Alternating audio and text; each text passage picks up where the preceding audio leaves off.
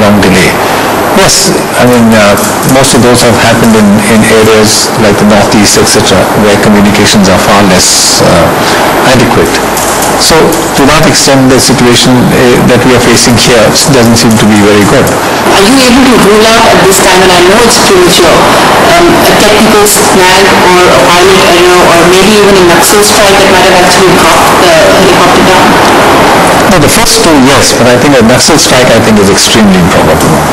I would almost entirely rule it out. But anything you may say is possible, but I do not think the Naxalites had the capability to have brought down a helicopter of this kind. Do you know when you would want to call off a search if there are no concrete results available tomorrow? No, I think definitely if you don't find the helicopter or the people, tonight we'll carry on the search tomorrow. I don't think there's a question of calling off the search till we find what has or discover what has really happened. Whether there are survivors or like that. I mean, we presume that we should be able to get hold that if there is a wreckage, and hopefully, as I said a few minutes ago, I do hope that we will find the Chief Minister, his Secretary and the PSO, maybe who have been unable to communicate for whatever reason, but hopefully without injuries, hopefully without serious injuries. G.K. Pillai, the Union Home Secretary, told CNN Urban that he is hopeful that the Sukhoi jets will find the Chief Minister and the missing chopper. We are in the process of identifying and deploying additional forces if requested by the state administration. We have 4 RAF companies, we have got 2 CRSF companies in Hyderabad, and these are available for the state government to be used in any operation whatsoever. And if additional forces are required by the state government, they will be provided. So while limited search operations will be carried out in the night, we are also having from the Indian Air Force the Sukhoi aircraft, which will be carrying out what we would call as low-level flights across the area to do thermal imaging to see whether we are able to more closely pinpoint the area where the helicopter might have landed or crash landed. There have been limited operations because of the very bad weather, but even otherwise, early morning we have 4 helicopters in Kurnool itself, and they will be taking off early morning for continuing with the search and rescue operations if we have no success in the night. Well, the state and the central government have set up control centers that are overseeing operations. At this stage, Home Ministry is overseeing search logistics. At this center, it's a multi-pronged, multi-force operation that's on. Central forces have been deployed for search on foot. The Home Minister met Sonia Gandhi to update her on the situation. And search operations will be on through the night. The Southern Command of the Army has been pressed into action. Air Force helicopters are on standby. Central forces have been brought in with 5,000 CRPF personnel deployed. State forces are already in action. Police and forest officials are combing 6 districts of the state.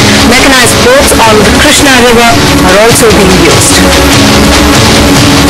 Let's look at the route that the Chief Minister's chopper took this morning. Andhra Chief Minister Y.S.R. Reddy took off in a chopper at 8:35 a.m. from Hyderabad's Begumpet Airport for Chittoor. It was supposed to land at Chittoor at 10:40 a.m. Air traffic control lost contact with the chopper at 9:12 somewhere over the forests of Kurnool. Search operations are on in 6 districts including Kadapa, Kurnool, Prakasam, Anantapur and Chittoor. It's a massive search operation, but it's going to be very, very difficult. Let's look at the challenges the rescue teams now face. Naxal presence in the area is the biggest threat and challenge. Also, it's a hilly and rough terrain, slowing down the operation. Add to that heavy rain, mist cover and high wind speed. Besides, communication is a problem. It's very poor in the area. No confirmation also of the area where the chopper might be. So the search is spread over 6 districts. Also, there are several unanswered questions. Has the helicopter crash landed in bad weather? Why are the helicopter's communication systems not working? Why has no agency been able to locate the helicopter more than 12 hours after it disappeared? Why was the Chief Minister flying with just 1 security officer? The helicopter could have carried at least 3 more people. Let's go first to our correspondents who've been tracking minute-by-minute developments of this story. Suhasini Haidar and aviation correspondent Karma Paljar. Suhasini, the biggest challenge, like we've been saying, is the Naxal presence in the area that makes it all the more difficult. That's right. Just take a look at this area. Not so much is known perhaps around the country about the Nallamala forest, but it is known in Andhra Pradesh as a big Naxal hideout. Remember, Naxalism has been a problem. Andhra Pradesh has been battling, particularly Vaisar Rajashekar Reddy, for the past few years, but really a problem over 20 years where more than 6,000 people have died in that violence. Now it has various hubs inside Andhra Pradesh, the CPI Maoist, the biggest Naxal group there that came out of the People's War group, but it is here in the Nallamala forest that we believe about 3,000 square kilometers are really used as its base. The villages in that area, the tribals in that area, all in fear of that Naxal threat. So Palki, certainly that is one big concern for officials who are part of that search and rescue operation, that not only does it jeopardize the Chief Minister had he landed safely over there, it also jeopardizes all that search and rescue, all those search and rescue teams that are now fanning out in the area. And that's why the Andhra Pradesh government has pressed into action, amongst other things, the anti-Naxal commando groups. Ironically, these groups were set up in Vaisar Rajashekar Reddy's first term as Chief Minister, including groups like the Greyhounds, as they're known, the Cobra Commando Crack Unit, as well as the overarching group called Octopus, which is the organization of counter-terror operations. So all these groups are really there on the ground because they have ground knowledge of the area, of the terrain, and also of the Naxals that are operating in the area.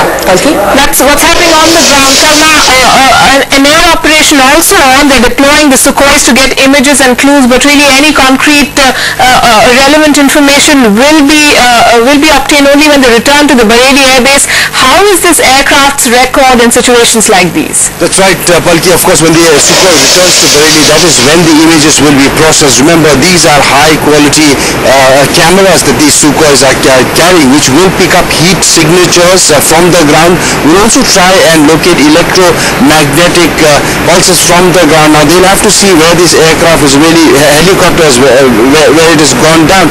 We also told that one of its the larger aircraft, the fuel carriers of the Air Force have also taken off. This, what will happen is the Sukhois can fuel on air.